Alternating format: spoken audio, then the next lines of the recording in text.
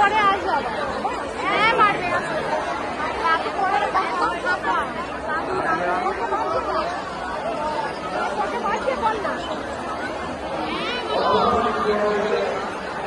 আমি নিয়ে যাচ্ছি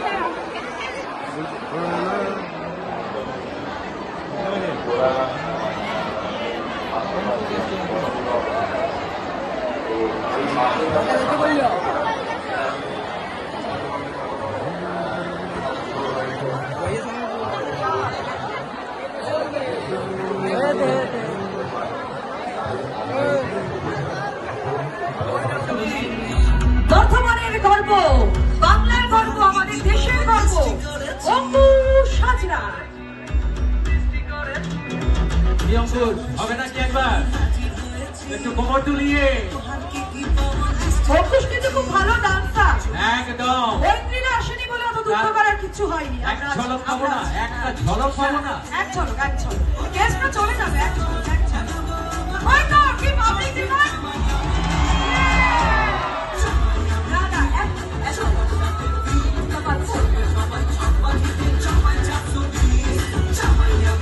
আচ্ছা অঙ্কুশ কিছু বলবে?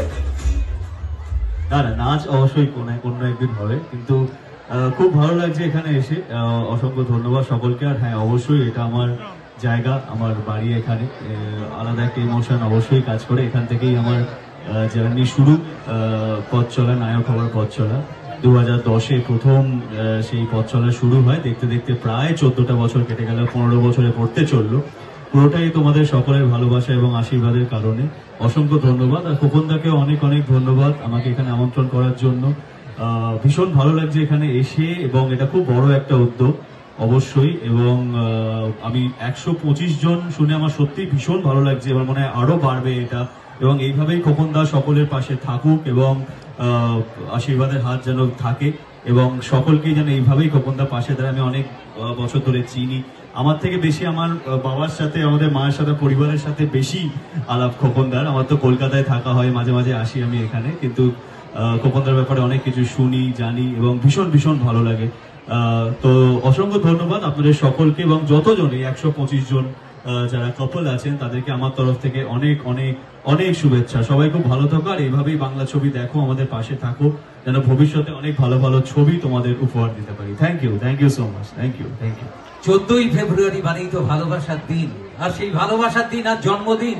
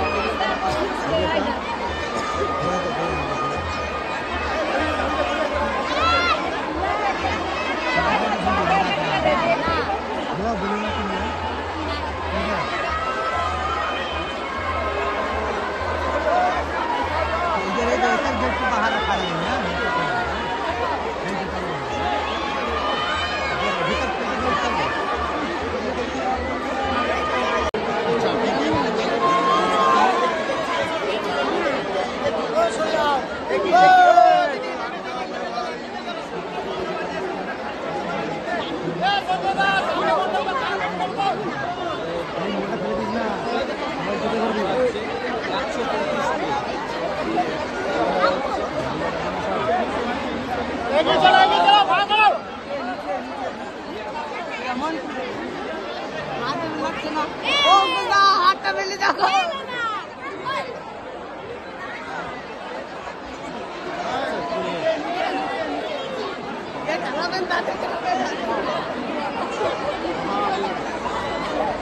আছে এখান দিয়েছে।